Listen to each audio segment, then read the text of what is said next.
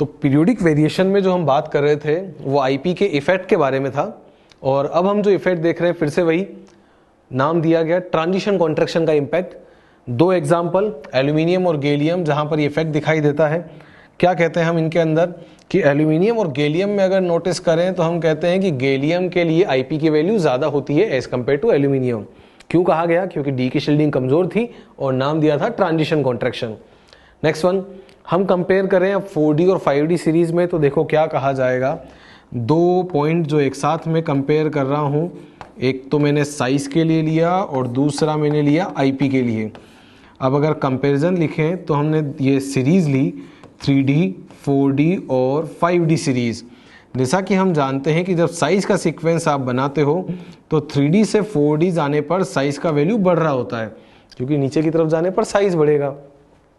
4D और 5D में compare करें तो हम कहते हैं कि 4D और 5D सीरीज का जो साइज है वो लगभग बराबर होता है, और इम्पैक्ट को नाम दिया जाता है लेंथेनाइड कॉन्ट्रैक्शन, क्योंकि बीच में F आया था जिसकी शील्डिंग होती थी पुअर।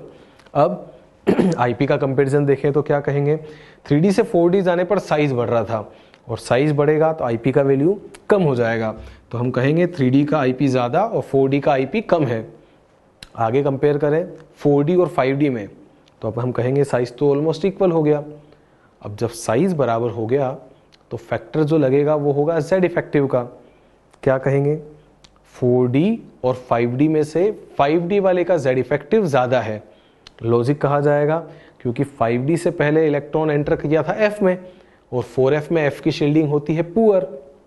अगर शील्डिंग कमज़ोर होगी तो उसकी वजह से Z इफेक्टिव का वैल्यू बढ़ेगा, और Z इफेक्टिव जितना ज़्यादा होगा IP का वैल्यू उतना ही ज़्यादा होगा। तो 4D और 5D में IP जो ज़्यादा होगा वो रहेगा 5D का। तो इसीलिए हम कहते हैं कि 4D और 5D में 5D की IP ज़्यादा है ड्यू टू लेंथेनाइड कॉन्ट्रैक्शन। जब भी साइज ऑलमोस्ट इक्वल होता है नीचे वाले एलिमेंट का IP ज़्यादा कर दिया जाता है। चलिए नेक्स्ट वन, जैसा कि लिखा गया जिरकोनियम और हाफनियम में, हम जानते हैं जो ग्रुप होता है T जरा हाफ, टाइटेनियम से जिरकोनियम साइज बढ़ेगा, पर जिरकोनियम और हाफनियम का साइज ऑलमोस्ट इक्वल, और अगर साइज ऑलमोस्ट इक्वल तो फिर हाफनियम की IP जिरकोनियम की IP से ज़्यादा हो गई। चलिए ग्रुप नंबर 14 मतलब कार्बन फैमिली, शुरुआत से तो कोई कॉन्ट्रैक्शन नहीं था। कार्बन, सिलिकॉन, जर्मेनियम, आखिरी के दो एलिमेंट टिन और लेड, अगर कंपेयर करें तो साइज तो लगभग बराबर था, पर टिन और लेड में देखा जाएगा तो लेड का Z इफेक्टिव ज़्यादा है, और जिसका Z इफेक्टिव ज़्यादा रहेगा उसके लिए IP की वैल्यू भी ज़्यादा रहेगी। तो लेड का IP ज़्यादा as compare to tin due to lanthanide contraction. तो जहां पर भी आप ऑलमोस्ट इक्वल का साइन काम में लेते थे तो उसके लिए कहा जाएगा कि जब आप ऑलमोस्ट इक्वल लगाते हैं तो साइज तो बराबर हो जाता है, पर जो नीचे की तरफ आता है उसके लिए IP की वैल्यू ज़्यादा हो जाती है। जैसे एग्जाम्पल लेते हैं ग्रुप नंबर 11 D ब्लॉक के अंदर से, इनको हम नाम देते हैं कोइनेज मेटल्स, क्योंकि सिक्के बनाने के लिए काम में लिया जाता है। कॉपर, सिल्वर और गोल्ड की हम बात कर रहे हैं। कॉपर से सिल्वर की तरफ गए तो साइज बढ़ा, पर सिल्वर और गोल्ड का साइज ऑलमोस्ट इक्वल हो गया due to lanthanide contraction. Size बढ़ा तो IP कम हो गई, और जब साइज बराबर था तो IP का वैल्यू बढ़ गया, क्योंकि जिसका Z इफेक्टिव ज़्यादा होगा उसके लिए IP की वैल्यू भी ज़्यादा हो जाएगी। फाइनल सीक्वेंस बनाना पड़े तो कहेंगे सबसे ज़्यादा IP होगी 5D, उसके बाद आएगा 3D और उसके बाद आएगा 4D। मतलब कि जो कॉन्ट्रैक्शन वाले एग्जाम्पल्स होते हैं वो IP के फैक्टर में डोमिनेट कर रहे होते हैं। जैसे कि हमने देखा था बोरॉन फैमिली के अंदर हमने थेलियम को थोड़ा आगे रखा क्योंकि उसमें लेंथेनाइड कॉन्ट्रैक्शन था, फिर हमने अगले नंबर पर गैलियम को रखा क्योंकि उसके अंदर ट्रांजिशन कॉन्ट्रैक्शन था। तो जहां पर भी कॉन्ट्रैक्शन होगा उनको हम आगे की तरफ डाल रहे होंगे। तो इसके अंदर भी सीक्वेंस बनेगा सबसे ज़्यादा गोल्ड, उसके बाद कॉपर और उसके बाद सिल्वर। कुछ कुछ ग्रुप्स ऐसे होते हैं जहां पर ये वैल्यूज लगातार बढ़ रही होती हैं, 3D से ज़्यादा 4D, 4D से ज़्यादा 5D, पर वो वैल्यू बेस्ड है। अदरवाइज जनरल सबसे ज़्यादा 5D, देन 3D और उसके बाद 4D आता है। चलिए नेक्स्ट वन जो अगला पॉइंट आ रहा है वो है एप्लीकेशंस, कि हम IP का एप्लीकेशन पार्ट किस तरह से डिफाइन करते हैं। IP डिफाइन होती है किन किन फैक्टर्स से और कहाँ कहाँ ये वेरिएशन हमारे काम में आ सकता है। सबसे पहला पॉइंट जो हमने काम में लिया वो मेटेलिक और नॉन मेटेलिक कैरेक्टर्स हैं। मेटेलिक कैरेक्टर या नॉन मेटेलिक कैरेक्टर कैसे डिफाइन करना है, तरीका समझिए। IP जो है वो टेंडेंसी है मेटल्स की, क्योंकि IP में आपको इलेक्ट्रॉन निकालना होता है और इलेक्ट्रॉन निकालते हैं मेटल्स। नॉन मेटल्स का टेंडेंसी तो इलेक्ट्रॉन गेन करने का है, तो उनमें इलेक्ट्रॉन निकालने की टेंडेंसी कम पाई जाती है। मेटल्स इलेक्ट्रॉन लूज करना प्रीफर करते हैं। अब आपसे पूछा जाए कौन सा मेटल ज़्यादा बढ़िया होगा जिसके लिए आईपी ज़्यादा हो या कम हो। अगर मेटल का आईपी कम है तो उसमें इलेक्ट्रॉन निकालने की टेंडेंसी ज़्यादा है, और जो जितना जल्दी इलेक्ट्रॉन निकालेगा उतना बढ़िया मेटल कहलाएगा। तो मतलब कहा जाएगा आईपी की वैल्यू कम तो मेटलिक कैरेक्टर ज़्यादा। तो कैसा रिलेशन निकल के आता है, इन्वर्सली प्रोपोर्शनल। देखो क्या कहा गया, मेटलिक कैरेक्टर आईपी के साथ इन्वर्स होते हैं, मतलब आईपी जितनी कम होती है इलेक्ट्रॉन निकालने की टेंडेंसी उतनी ज़्यादा होती है, और इलेक्ट्रॉन निकालने की टेंडेंसी जितनी ज़्यादा उसका मेटलिक कैरेक्टर उतना ही ज़्यादा होता है। तो अब देखो क्या कहा जा सकता है, मेटल्स की रिएक्टिविटी के बारे में बात हुई। पहला मेटलिक कैरेक्टर था और दूसरा पॉइंट आ गया रिएक्टिविटी के बारे में। इसके लिए भी सेम रिलेशन लिखा गया कि जो मेटल्स होते हैं उनकी रिएक्टिविटी आईपी के साथ इन्वर्स है। अभी अभी एक पॉइंट आया था जब मैं ग्रुप में कंपेयर कर रहा था, मैंने कहा lithium, sodium, potassium, rubidium, caesium group में टॉप से बॉटम जा रहे थे। नीचे जाने पर साइज बढ़ा और आईपी की वैल्यू कम हो गई। सबसे कम आईपी रही सीजियम की, और आईपी अगर कम थी तो उसमें इलेक्ट्रॉन निकालने की टेंडेंसी सबसे ज़्यादा थी। तो अगर उनमें से पूछा जाता कि सबसे ज़्यादा रिएक्टिव मेटल कौन सा है तो आंसर करते हैं caesium, it is most reactive metal, क्योंकि उसके लिए आईपी की वैल्यू सबसे कम है। तो इसीलिए रिलेशन निकल के आता है कि आईपी की वैल्यू जितनी कम उस मेटल की रिएक्टिविटी उतनी ही ज़्यादा। आईपी का वैल्यू जितना कम होगा उसका मेटलिक कैरेक्टर उतना ही ज़्यादा होगा। कैसे कहा गया कि रिएक्टिविटी जो मेटल्स की है वो नीचे की तरफ जाने पर बढ़ती है, पर यह बात सिर्फ तब के लिए डिफाइन होती है जब हम कौन सी स्टेट में बात कर रहे हों, गैसियस। क्यों कह रहा हूं मैं ऐसा, क्योंकि आईपी डिफाइन होती है आइसोलेटेड गैसियस एटम के लिए। अगर ऐसा नहीं हुआ तो जो एक्वस सॉल्यूशन होगा उसके अंदर आपको मेटल्स की रिएक्टिविटी, या फिर इसके अलावा हम क्या कह सकते हैं, मेटल्स वो होते हैं जो इलेक्ट्रॉन निकालते हैं। इलेक्ट्रॉन निकाला मतलब खुद का किया ऑक्सीडेशन, और अगर खुद का किया ऑक्सीडेशन तो दूसरे का किया रिडक्शन, मतलब मेटल्स शो करते हैं रिड्यूसिंग नेचर। नॉन मेटल्स क्या करेंगे, इलेक्ट्रॉन एक्सेप्ट करेंगे। इलेक्ट्रॉन का जुड़ना मतलब खुद का हुआ रिडक्शन, और अगर खुद का हुआ रिडक्शन तो दूसरे का होगा ऑक्सीडेशन, मतलब वो शो करते हैं ऑक्सीडाइजिंग नेचर। तो मेटल्स का होता है रिड्यूसिंग नेचर और नॉन मेटल्स का होता है ऑक्सीडाइजिंग नेचर। तो कहेंगे एक्वस सॉल्यूशन के अंदर जो मेटल्स का रिड्यूसिंग नेचर है वो डिफाइन किया जाता है ईसीएस से। पूरा नाम होता है इलेक्ट्रोकेमिकल सीरीज। ये एक चैप्टर होता है इलेक्ट्रोकेमिस्ट्री, जहाँ पर आप इसके बारे में डिटेल से पढ़ते हैं। वहाँ पर बताया जाता है कि ये किस तरह से डिफाइन होता है, और ऑर्डर कुछ चेंज हो जाते हैं। जैसे हम कहते हैं कि अभी रिएक्टिविटी के हिसाब से सीजियम सबसे बढ़िया था, पर जब ईसीएस कहेगी तो वो कहेगी लिथियम सबसे बड़ा है, बढ़िया रिएक्टिव मेटल है। तो वो क्यों है, उसका लॉजिक ये है क्योंकि अभी हम बात कर रहे हैं आइसोलेटेड गैसियस के हिसाब से, और जब ईसीएस आएगी तो वो प्रॉपर्टीज को डिफाइन करेगी एक्वस स्टेट में, इसीलिए कंडीशंस थोड़ी बदल जाती हैं। देखो पीरियोडिक टेबल में वेरिएशन अगर देखना है तो तरीका क्या रहेगा, उसका तरीका भी समझें।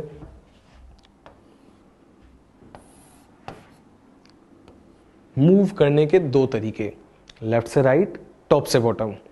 क्या कहोगे, जब आप पीरियड में मूव कर रहे हो लेफ्ट से राइट के लिए जो फैक्टर हमारे काम में आता है वो कौन सा डोमिनेटिंग फैक्टर होता है एक पीरियड के लिए, जेड इफेक्टिव। क्या कहेंगे, लेफ्ट से राइट जा रहे थे तो जेड इफेक्टिव का वैल्यू बढ़ रहा था। अगर जेड इफेक्टिव का वैल्यू बढ़ेगा तो हम कहेंगे अट्रैक्शन बढ़ेगा, तो आईपी का वैल्यू भी बढ़ेगा। तो जेड इफेक्टिव जितना ज़्यादा रहा उसके लिए आईपी की वैल्यू उतनी ही ज़्यादा रही। आईपी जितना ज़्यादा होगा इलेक्ट्रॉन निकालने की टेंडेंसी उतनी ही कम हो जाएगी, मतलब मेटलिक कैरेक्टर तो हो गया कम और नॉन मेटलिक कैरेक्टर ज़्यादा। तो इधर की तरफ जाने पर नॉन मेटलिक कैरेक्टर बढ़ता है।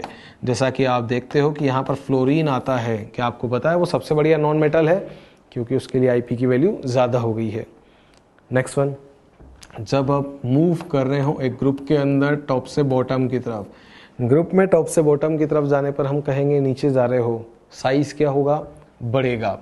और डाउन द ग्रुप जाने पर अगर साइज बढ़ेगा तो जो आईपी का वैल्यू है वो हो जाएगा कम, और आईपी की वैल्यू कम तो इलेक्ट्रॉन निकालने की टेंडेंसी ज़्यादा, और जितना जल्दी इलेक्ट्रॉन निकालोगे उसके लिए मेटलिक कैरेक्टर की वैल्यू उतनी ही ज़्यादा। और मेटलिक कैरेक्टर बढ़ता है, इसीलिए हम कहते हैं कि इधर की तरफ आने वाला सीजियम सबसे बढ़िया मेटल है। तो कहा जाता है इधर की तरफ नॉन मेटलिक कैरेक्टर और इधर की तरफ मेटलिक कैरेक्टर। अच्छा, मेटल्स हैं, इलेक्ट्रॉन निकालेंगे तो खुद का करेंगे ऑक्सीडेशन, और खुद का ऑक्सीडेशन तो दूसरे का करेंगे रिडक्शन। तो इधर की तरफ जाने पर जो रिड्यूसिंग नेचर होती है वो भी बढ़ने लगती है। उधर की तरफ आते हैं नॉन मेटल्स। नॉन मेटल्स वो होते हैं जो इलेक्ट्रॉन एक्सेप्ट करें। इलेक्ट्रॉन एक्सेप्ट करेंगे मतलब खुद का तो होगा रिडक्शन, और अगर खुद का होगा रिडक्शन तो फिर दूसरे का होगा ऑक्सीडेशन। तो इधर की तरफ जाने पर ऑक्सीडाइजिंग नेचर बढ़ने लगती है। तो फ्लोरीन जो है वो सबसे बढ़िया ऑक्सीडाइजिंग एजेंट है, और उसका ऑक्सीडाइजिंग नेचर ज़्यादा होने का लॉजिक क्योंकि वो एक बढ़िया नॉन मेटल हो गया। तो ये हैं प्रॉपर्टीज़ को डिफाइन करने के तरीके, मेटलिक कैरेक्टर या नॉन मेटलिक कैरेक्टर के तरीके से। नेक्स्ट वन क्वेश्चन, एक और जो आईपी के बेसिस पर बनता है वो ये भी होता है कि सक्सेसिव आईपी की वैल्यूज़ हमें क्या दी गई हैं। जो आईपी का डिफरेंस है अगर वो 16 इलेक्ट्रॉन वोल्ट से ज़्यादा है तो क्या होगा, और अगर वो 11 इलेक्ट्रॉन वोल्ट से कम है तो क्या होगा। ये बेसिकली एक्सपेरिमेंटल डाटा है जो फिक्स किया गया है, एक तो 11 इलेक्ट्रॉन वोल्ट और एक 16 इलेक्ट्रॉन वोल्ट। किस तरह से जो है इस टर्म को डिफाइन करते हैं, 16 इलेक्ट्रॉन वोल्ट डाटा ये बताता है कि इलेक्ट्रॉन निकालना मुश्किल है, और 16 इलेक्ट्रॉन वोल्ट या इतना बड़ा जंप तब आता है जब इलेक्ट्रॉन निकाला जाए किसी इनर्ट कन्फिग्रेशन से।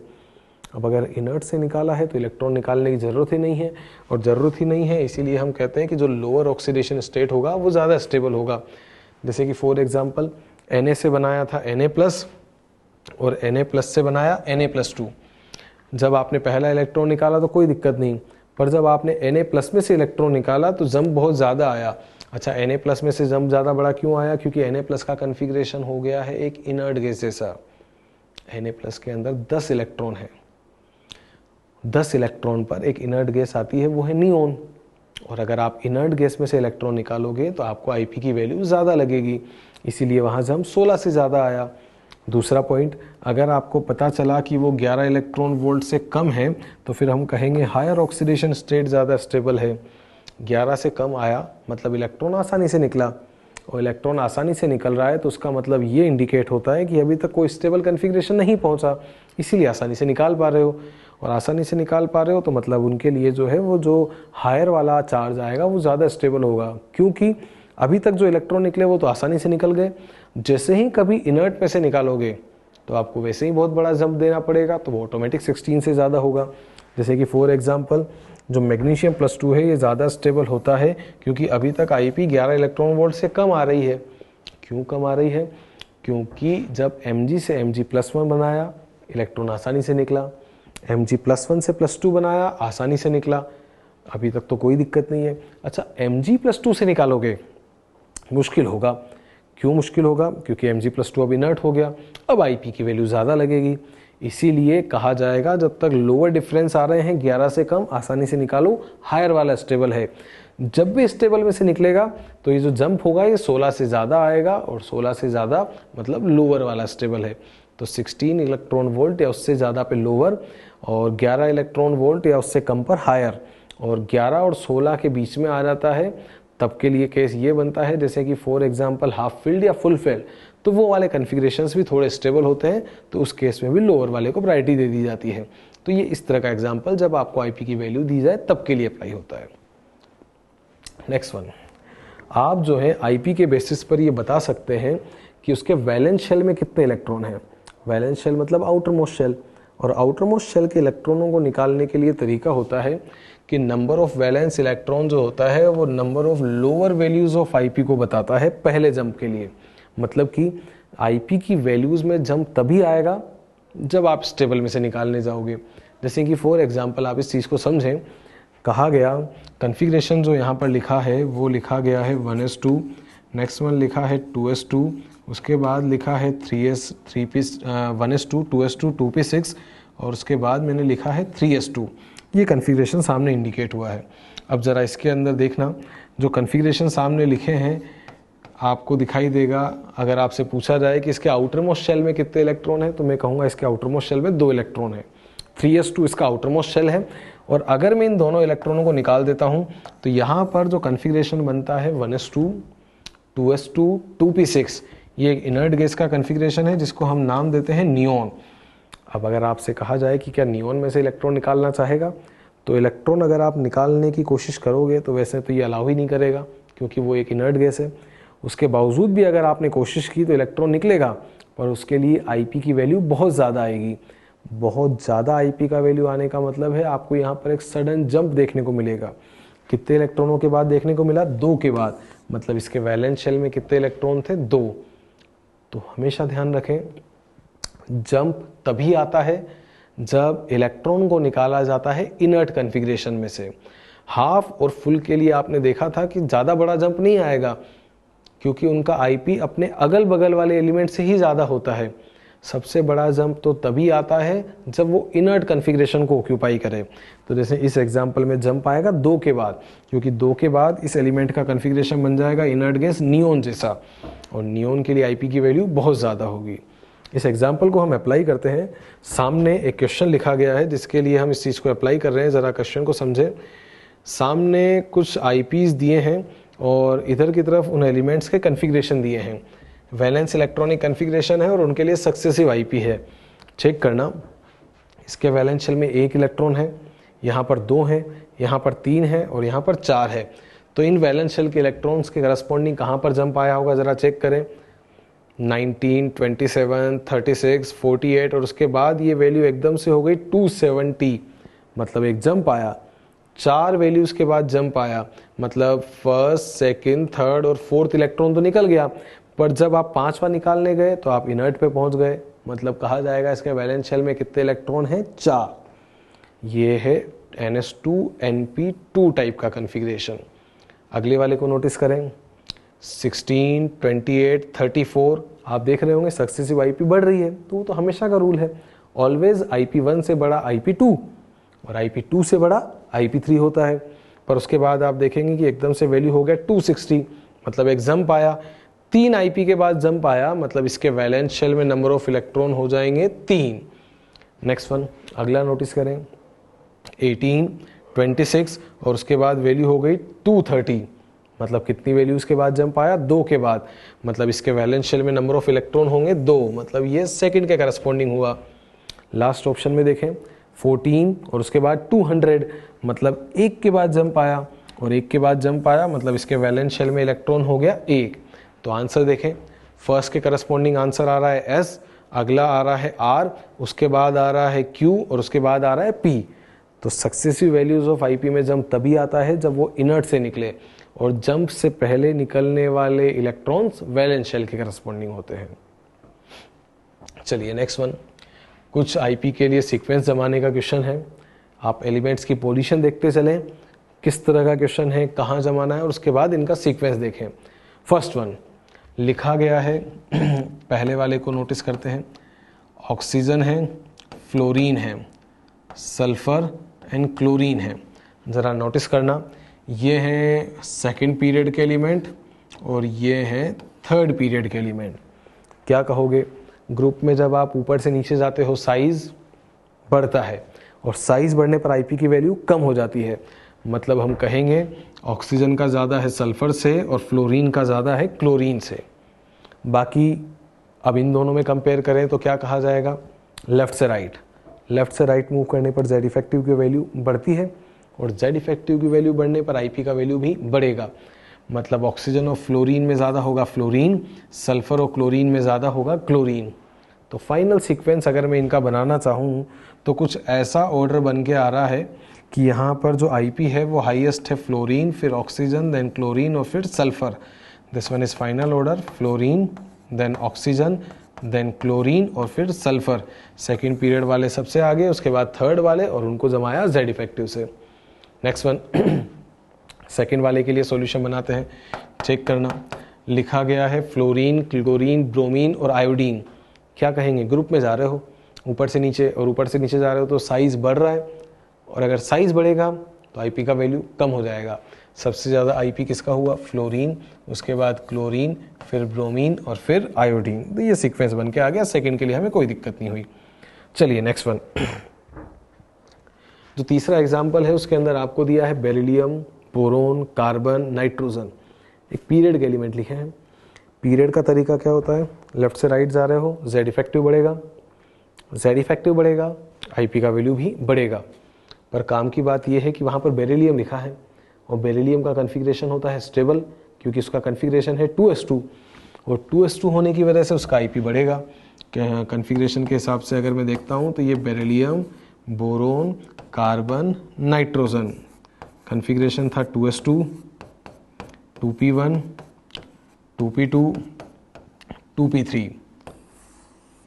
आप पढ़कर आए हैं जिनका भी कन्फिग्रेशन हाफ फिल्ड या फुल फिल्ड होता है उनके लिए आईपी की वैल्यू ज़्यादा होती है।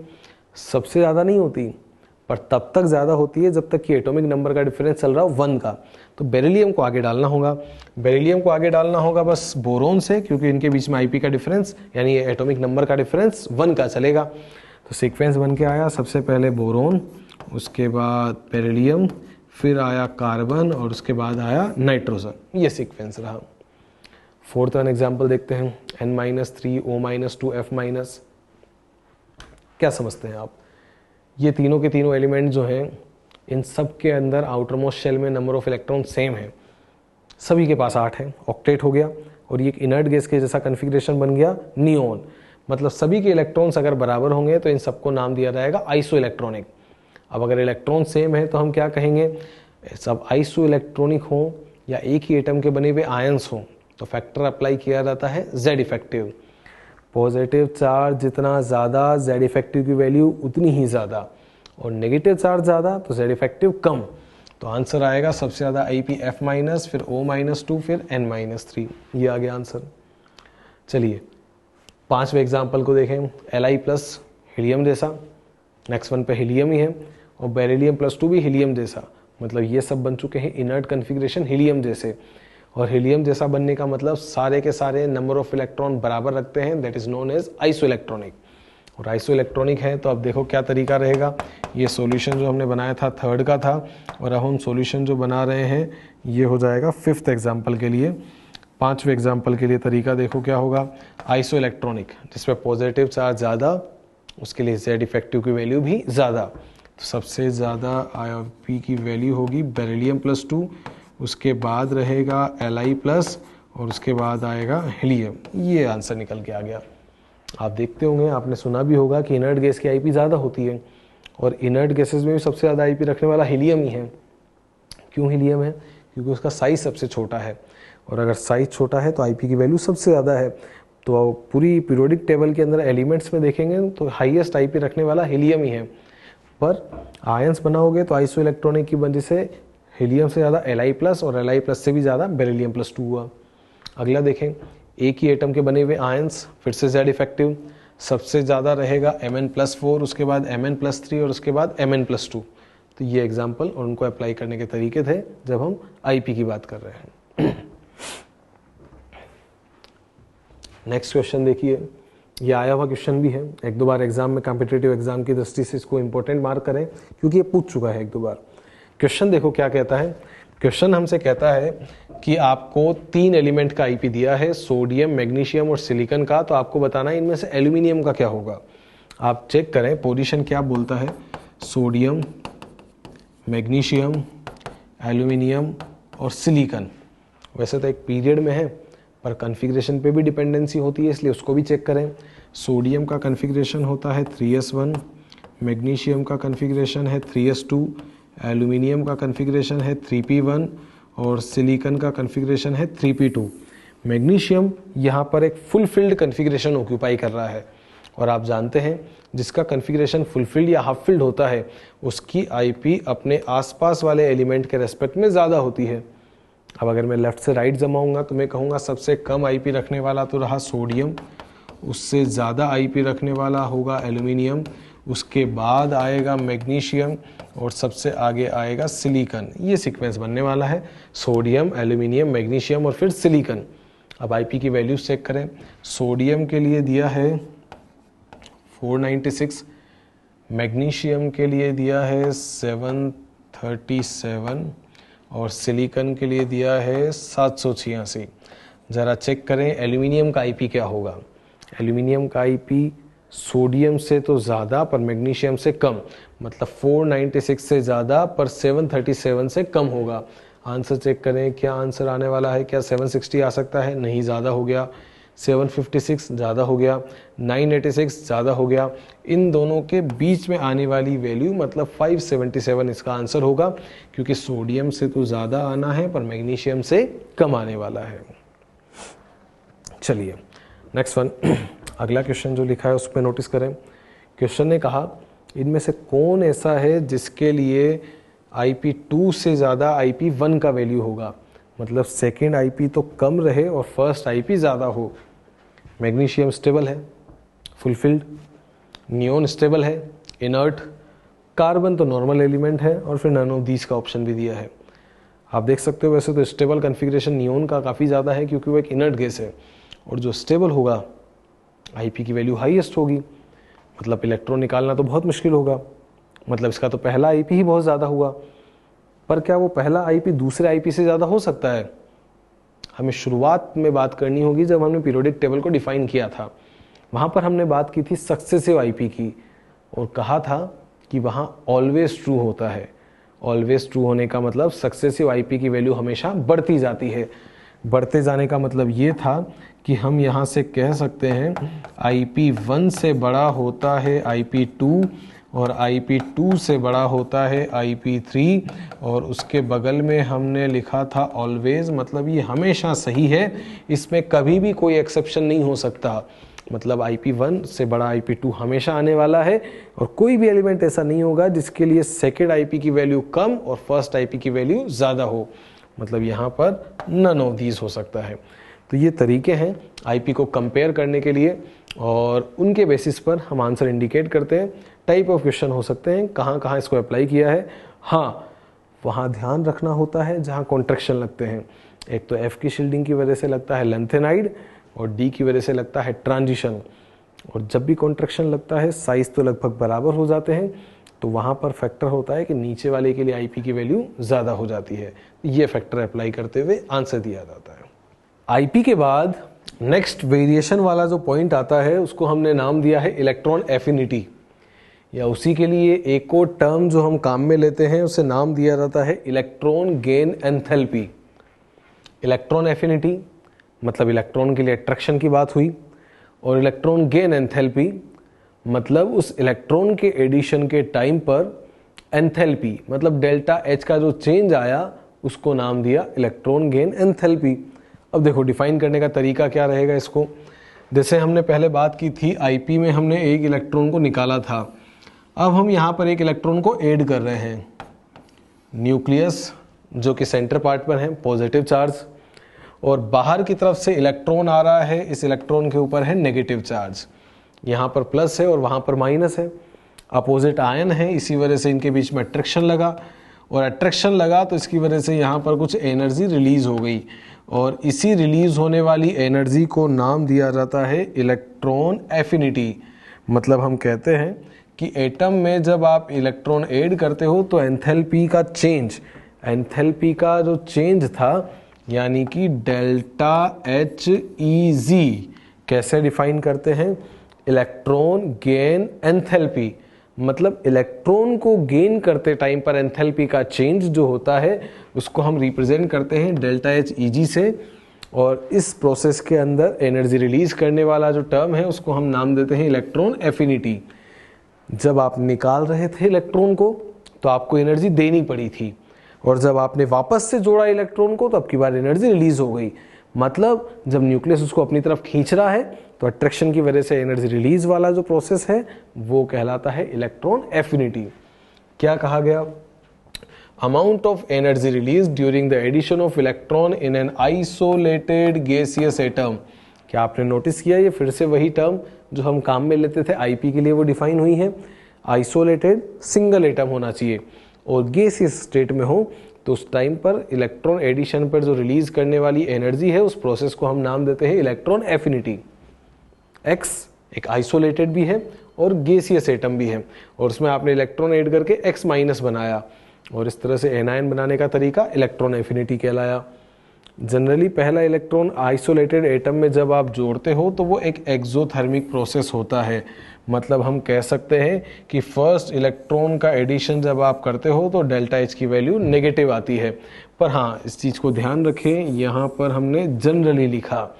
क्यों लिखा होगा जनरली, ज़रा इस बात को भी समझें। पहला इलेक्ट्रॉन आसानी से जुड़ जाता है क्योंकि अगर वो नॉन मेटल है तो उसमें इलेक्ट्रॉन ऐड करने का टेंडेंसी है। पर जैसा कि आप जानते हैं कुछ एलिमेंट ऐसे भी होते हैं जो ऑलरेडी स्टेबल होते हैं, जैसे कि for example neon inert gas configuration है, बेरिलियम फुलफिल्ड है, नाइट्रोजन हाफ फिल्ड है। अगर इस तरह का कोई स्टेबल कॉन्फ़िगरेशन रखता है तो वो नहीं चाहेगा कि इलेक्ट्रॉन जुड़े, क्योंकि अगर आपने वहाँ पर इलेक्ट्रॉन जोड़ भी दिया तो वो तो नहीं स्टेबल हुआ क्योंकि वो तो ऑलरेडी स्टेबल था। बजाय इसके उसकी स्टेबिलिटी ख़त्म हो गई, और अगर उसकी स्टेबिलिटी ख़त्म हो गई तो वो तो इलेक्ट्रॉन ऐड नहीं करना चाहेगा, तो उन केसेस में आपको एनर्जी देनी भी पड़ सकती है। इसीलिए कभी कभी ये प्रोसेस एंडोथर्मिक हो सकता है। अदरवाइज जनरली पहला इलेक्ट्रॉन जब भी जोड़ते हो तो वो प्रोसेस एक्सोथर्मिक होता है। डेल्टा एच ईजी की वैल्यू पहले इलेक्ट्रॉन के लिए तो नेगेटिव ही आ रही है, मतलब ये वाला प्रोसेस जो है वो एक्सोथर्मिक है। पर अब हम देखें, जब आपने एक इलेक्ट्रॉन ऐड कर दिया था तो इस एक्स के ऊपर चार्ज आ गया नेगेटिव चार्ज, आने वाले इलेक्ट्रॉन पर भी नेगेटिव चार्ज, इस x के ऊपर भी नेगेटिव है और आने वाले इलेक्ट्रॉन पर भी नेगेटिव है। माइनस और माइनस सेम चार्ज, अब की बार इनके बीच में लगेगा रिपल्शन, और अगर रिपल्शन लगेगा तो अब की बार ये खुद से ऐड नहीं करेगा। इस रिपल्शन को कंपनसेट करने के लिए हमें एनर्जी देनी पड़ेगी, और अगर आपको एनर्जी देनी पड़ी तो इसके लिए डेल्टा एच की वैल्यू हो गई पॉजिटिव। मतलब ये प्रोसेस कैसा हो गया, एंडोथर्मिक। पहला वाला था एक्सोथर्मिक और दूसरा वाला प्रोसेस बन गया एंडोथर्मिक। अब कौन हमेशा सही है, पूछा जाए पहला या दूसरा। पहला वाला एक्सो होता है, दूसरा वाला एंडो होता है। पर जैसा कि हमने देखा कि पहला वाला एक्सो होता है, पर इनर्ट या फुलफिल्ड में वो कभी कभी एंडो भी बन सकता है। पर एक बार माइनस आ गया और इसके ऊपर माइनस आ गया तो इन माइनस माइनस सेम चार्ज के ऊपर तो हमेशा रिपल्शन लगेगा, और इस रिपल्शन को कंपनसेट करने के लिए तो हमेशा एनर्जी देनी ही पड़ेगी। मतलब यहाँ पर टर्म काम में ली गई है ऑलवेज। पहला इलेक्ट्रॉन जनरली एक्सो होता है, पर सेकंड वाला तो ऑलवेज एंडोथर्मिक होता है। तो इसीलिए फर्स्ट प्रोसेस एक्सो और सेकंड वाला एंडो। अच्छा, सेकंड वाला एंडो बन गया तो आपसे पूछा रहा है थर्ड प्रोसेस कैसा होगा। तो थर्ड के लिए आप क्या कहोगे, पहले इलेक्ट्रॉन x में जुड़ा, फिर x माइनस में जुड़ा, अगला इलेक्ट्रॉन जुड़ेगा x माइनस 2 पर, इस पर भी माइनस, आने वाले इलेक्ट्रॉन पर भी माइनस, सेम चार्ज, रिपल्शन लगेगा। रिपल्शन लगेगा तो एनर्जी देनी पड़ेगी। अगला प्रोसेस भी एंडो बनेगा, x माइनस 3 में जोड़ोगे, फिर से रिपल्शन लगेगा, फिर से प्रोसेस एंडो बनेगा। मतलब पहला इलेक्ट्रॉन जोड़ने वाला प्रोसेस एक्सो हो सकता है, पर सेकेंड, थर्ड, फोर्थ जब भी इलेक्ट्रॉन आगे जोड़ोगे प्रोसेस हमेशा एंडोथर्मिक ही बन के आएगा। इसीलिए पहला इलेक्ट्रॉन जोड़ने पर ही इलेक्ट्रॉन एफिनिटी शो करने की टेंडेंसी है, क्योंकि उसके बाद सेकेंड, थर्ड और फोर्थ में तो अट्रैक्शन ही नहीं बचता। इसीलिए इलेक्ट्रॉन की एफिनिटी लगभग 0 हो जाती है, और हमें अगर इलेक्ट्रॉन जोड़ना है तो उसके लिए हमें एनर्जी देनी पड़ती है, तो प्रोसेस एंडो बनते जाते हैं। एग्जाम्पल से समझते हैं। इलेक्ट्रॉन एफिनिटी के लिए एग्जाम्पल लिया है एक नॉन मेटल का। ऑक्सीजन था, इलेक्ट्रॉन जोड़ा, O माइनस बना, O माइनस में इलेक्ट्रॉन जोड़ा, O माइनस 2 बना। पहला इलेक्ट्रॉन जब जुड़ा तो प्रोसेस बना एक्सो, दूसरा इलेक्ट्रॉन जोड़ा तो प्रोसेस बना एंडो। कहा भी था फर्स्ट प्रोसेस एक्सो होता है, पर सेकेंड, थर्ड, फोर्थ जो भी होंगे एंडो बन के आएंगे। अब जरा इसके अंदर देखें, जब हम इन दोनों इक्वेशंस को जोड़ें तो O माइनस तो दोनों का कैंसिल हो गया। ऑक्सीजन में 2 इलेक्ट्रॉन ऐड किया तो O माइनस 2 बना, और नेट रिएक्शन जो O माइनस 2 के लिए बनी तो उसके लिए डेल्टा H की वैल्यू प्लस में आई, और डेल्टा H की वैल्यू प्लस में आने का मतलब प्रोसेस बन के आया एंडोथर्मिक।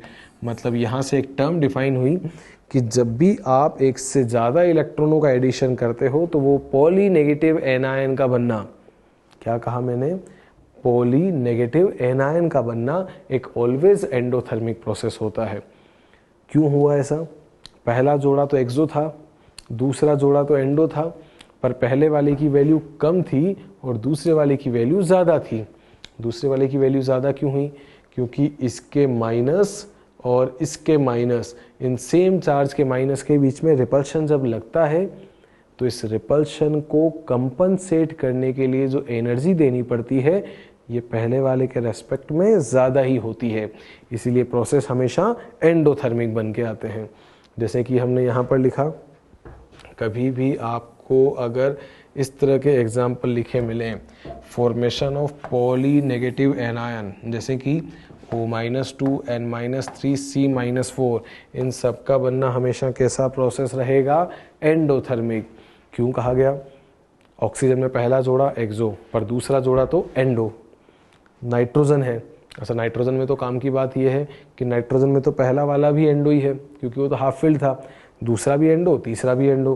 कार्बन पहला जोड़ा एक्सो, दूसरा एंडो, तीसरा एंडो, चौथा एंडो।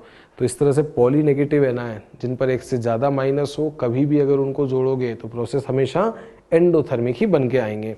तो सिर्फ एक नेगेटिव तक एक्सो चल सकता है, अदरवाइज एंडो बनने वाला है।